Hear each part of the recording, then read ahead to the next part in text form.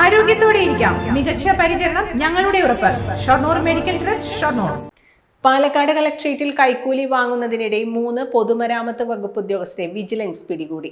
Divisional accountant officer J Saludheen, junior superintendent C Ramani, quality control officer Sasidharan എന്നിവരെയാണ് vigilance പിടികൂടിയത്.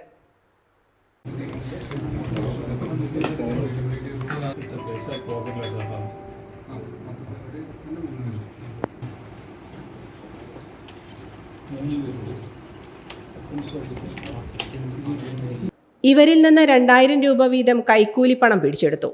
ഉദ്യോഗസ്ഥരുടെ വീടുകളിലും വിജിലൻസ് പരിശോധന നടത്തി.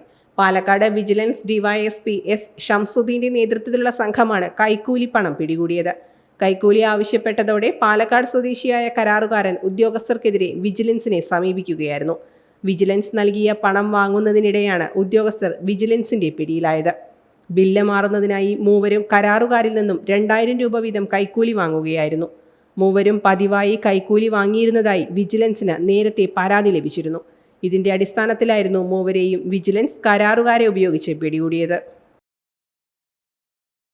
Time kids pre school, Mannannur road, Vaniyamkulam. .View news. കാഴ്ചകളാണ് ലോകം, കണ്ടു തുടങ്ങുക.